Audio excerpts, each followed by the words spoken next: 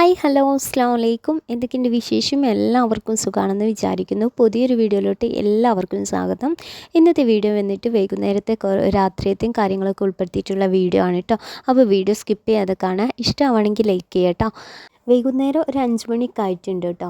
അപ്പോൾ ഞാൻ കുറച്ച് ദിവസം മുമ്പ് തന്നെ കപ്പ ചെത്തിയിട്ട് ഫ്രീസറിൽ വെച്ചിട്ടുണ്ടായിരുന്നു. അതും പിന്നെ ബീഫും പുറത്ത് വെച്ചിട്ടുണ്ടായിരുന്നു കേട്ടോ, ഐസൊക്കെ പോകാൻ വേണ്ടിയിട്ട്. അങ്ങനെ ഐസൊക്കെ പോയിട്ട് നല്ല പോലെ വാഷ് ചെയ്തെടുത്തിട്ട് ഇതാ മൺചട്ടിയിൽ ഇട്ട് കൊടുക്കുന്നുണ്ട്. അപ്പോൾ ഇന്ന് കപ്പ ബിരിയാണി ഉണ്ടാക്കാമെന്ന് വിചാരിച്ചു കേട്ടോ.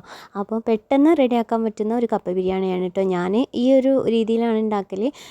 എല്ലാ പ്രാവശ്യവും വേറെ രീതിയിലാണ് കേട്ടോ. അതൊക്കെ ഞാൻ യൂട്യൂബിൽ എൻ്റെ പല വീഡിയോയിലായിട്ട് ഇട്ടിട്ടുണ്ട്.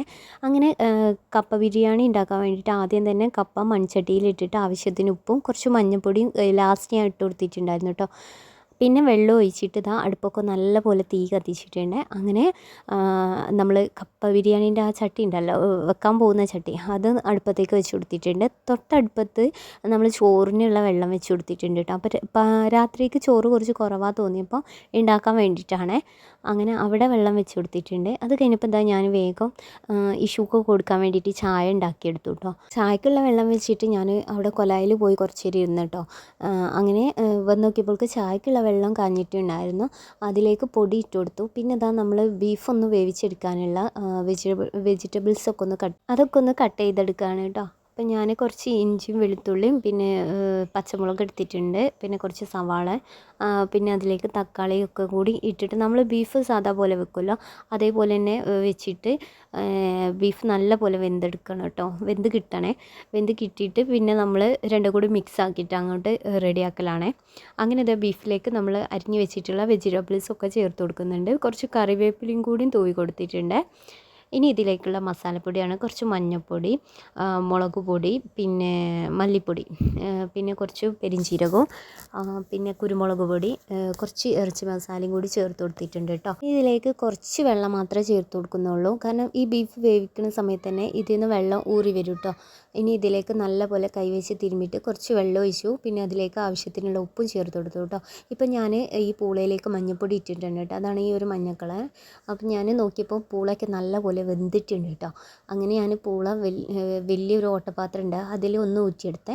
അത് കഴിഞ്ഞപ്പോൾ എന്താ ബീഫ് ഞാൻ മൺചട്ടിയിലിട്ടിട്ട് നല്ല പോലെ ഒന്ന് വേവിച്ചെടുത്തിട്ടുണ്ടായിരുന്നേ. കുക്കറിലിട്ടിട്ട് കൂക്കിയിട്ട് പിന്നെ ലാസ്റ്റ് മൺചട്ടിയിലേക്ക് ഇട്ട് പിന്നെ ഇതാ നമ്മൾ ഈ പൂള ഉണ്ടല്ലോ അതും കൂടി ചേർത്ത് കൊടുത്തു കേട്ടോ. നിങ്ങളുടെ നാട്ടിൽ പൂളൊക്കെ, ഞങ്ങളിവിടെ പൂള എന്നാണ് പറയുക, അവിടെ കപ്പാന്നോ അങ്ങനെ എന്തൊക്കെയും പറയാം കേട്ടോ. അങ്ങനെ ഇതാ നല്ല പോലെ ഒന്ന് ഉടച്ചെടുക്കുന്നുണ്ട് കേട്ടോ. നല്ല പോലെ തന്നെ മിക്സ് ആക്കി കൊടുക്കുന്നുണ്ട്. അപ്പോൾ ഈ ഒരു ബീഫിൻ്റെ ആ ഒരു ഗ്രേവിയിലേക്കൊക്കെ നമ്മൾ ഈ പൂളൊക്കെ എത്തിച്ചേർന്ന് നല്ല അടിപൊളിയായിരിക്കും കേട്ടോ. നല്ല ടേസ്റ്റ് തന്നെ ആയിരുന്നു കേട്ടോ. ഇതുണ്ടാക്കി കഴിഞ്ഞ് ചെറിയൊക്കെ വന്ന് കഴിച്ചപ്പം ചോറ് പിന്നെ ചെറിയ തിന്നിട്ടില്ല കേട്ടോ. ഇത് തന്നെയാണ് കപ്പ ബിരിയാണി തന്നെ തിന്നത്. സത്യം പറഞ്ഞാൽ ചെറിക്ക് ചോറിന് വേണ്ടിയിട്ടാണ് കേട്ടോ ഞാൻ പിന്നെയും ചോറ് ഉണ്ടാക്കിയിട്ടുണ്ടായിരുന്നത്. അങ്ങനെ ഇതാ അതിൻ്റെ മുകളിലായിട്ട് ഞാൻ കുറച്ച് സവാള കട്ട് ചെയ്തതും മല്ലിച്ചെപ്പും പിന്നെ കുറച്ച് പച്ച വെളിച്ചെണ്ണ ഒഴിച്ചിട്ടുണ്ട് കേട്ടോ. എന്നിട്ടൊന്ന് അടിച്ച് വെക്കും കേട്ടോ. എന്നിട്ടാണ് പിന്നെ നമ്മൾ എടുക്കുന്ന സമയത്ത് വീണ്ടും ഒന്ന് മിക്സ് ചെയ്യുക കേട്ടോ. ഓൾറെഡി ആദ്യം നമ്മൾ കുരുമുളക് പൊടി ചേർത്ത് കൊടുത്തിട്ടുണ്ട്. വേണമെന്നുണ്ടെങ്കിൽ നമുക്ക് ഈ ഒരു ടൈമിൽ കുരുമുളക് പൊടി ചേർക്കാം കേട്ടോ.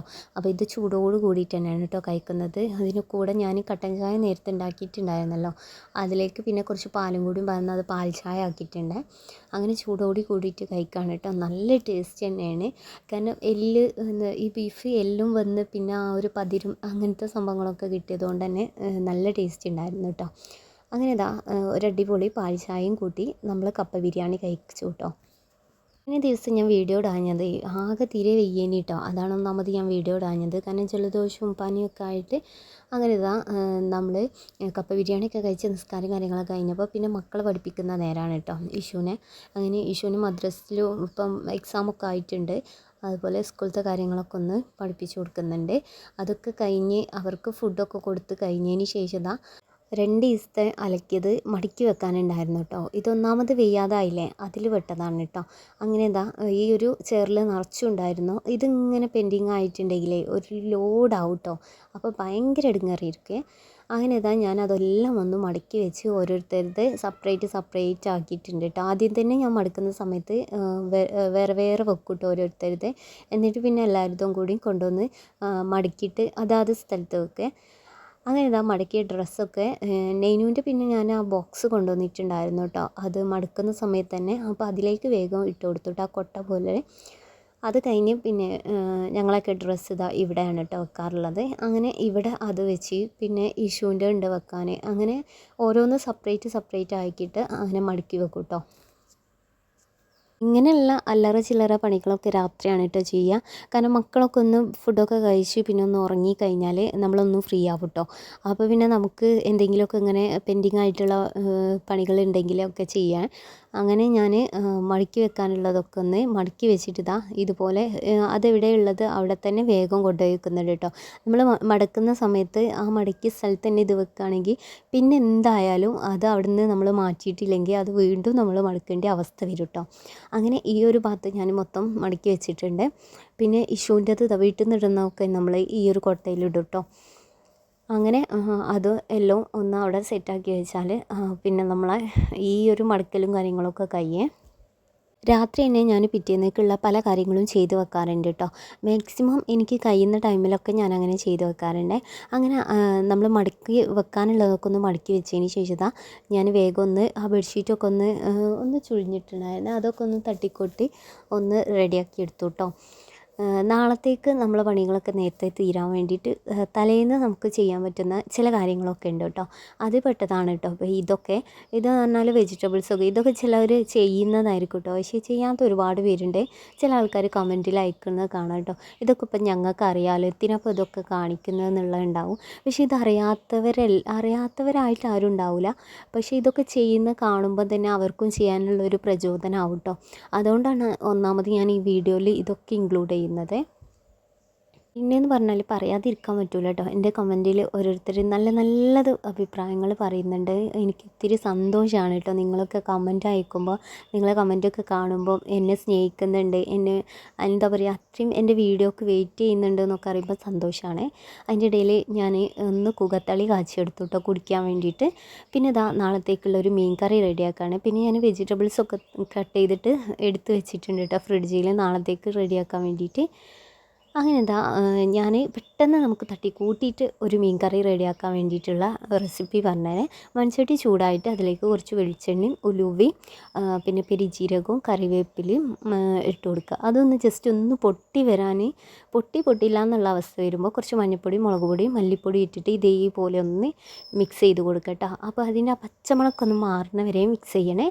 എന്നിട്ട് മിക്സിയുടെ ജാറിലിട്ടിട്ട് തക്കാളി, നമ്മൾ മീൻ കറിയിലേക്കുള്ള വെജിറ്റബിൾസൊക്കെ ഉണ്ടല്ലോ അതൊക്കെ ഇതുപോലെ ഒന്ന് ചതച്ചെടുക്കുക കേട്ടോ. ഒട്ടും വെള്ളം ചേർക്കാതെ തന്നെ ചതച്ചെടുക്കുക. എന്നിട്ട് പിന്നെ നമ്മൾ കുറച്ചുകൂടി വെള്ളമൊക്കെ ഒന്ന് ഒഴിച്ചിട്ട് മിക്സിയുടെ ജാറ് ഒന്ന് ചുറ്റിയിട്ട് പാരട്ടോ. കറി ഉണ്ടാക്കാൻ പോണതിന് മുമ്പ് തന്നെ ഞാൻ പുളി വെള്ളത്തിലിട്ട് വെച്ചിട്ടുണ്ടായിരുന്നു കേട്ടോ. നാടൻ പുളിയാണ്, ഇവിടെ തന്നെ ഉണ്ടായതാട്ടോ. അത് ഞാൻ ഒന്നെടുത്തിട്ട് വെള്ളത്തിലിട്ട് വെച്ചിട്ടുണ്ട്. എന്നിട്ട് അത് നല്ല പോലെ ഒന്ന് പിഴിഞ്ഞെടുത്തിട്ട് ഒഴിച്ച് കൊടുക്കുന്നുണ്ട്. ഇനി ഇതിലേക്ക് ആവശ്യത്തിനുള്ള ഉപ്പും കൂടി ചേർത്ത് കൊടുക്കുക കേട്ടോ.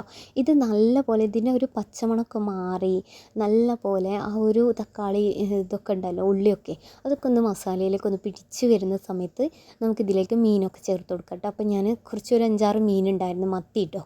അതൊന്ന് ചേർത്തിട്ട് നല്ല പോലെ ഇത് ശരിക്കും പറഞ്ഞാലില്ലേ വറ്റിച്ചെങ്ങാണ്ടൊക്കെ കഴിക്കുന്ന മീൻ കറി ഉണ്ടല്ലോ ആ ഒരു ടേസ്റ്റ് വരും കേട്ടോ. ഇതിനൊക്കെ ഇട്ട് കൊടുത്ത് കഴിഞ്ഞിട്ട് നല്ലപോലെ തിളപ്പിച്ചെടുക്കട്ടെ. എന്നിട്ട് പിന്നെ ഫ്ലെയിം ഓഫാക്കുക. ഇത് നാളത്തേക്കുള്ള മീൻ കറിയാണ് കേട്ടോ. അത് തലേന്ന് തന്നെ റെഡിയാക്കുമ്പം നാളത്തേക്ക് നല്ല ടേസ്റ്റി ആയിരിക്കും കേട്ടോ. അപ്പോൾ ഇന്നത്തെ വീഡിയോ ഇത്രയേ ഉള്ളൂ. വീഡിയോ ഇഷ്ടമായി ലൈക്ക് ചെയ്യുക, ഷെയർ ചെയ്യുക, ചാനൽ സബ്സ്ക്രൈബ് ചെയ്യുക. പുതിയൊരു വീഡിയോ ആയിട്ട് കാണാം. ബൈ, അസ്സലാമു അലൈക്കും.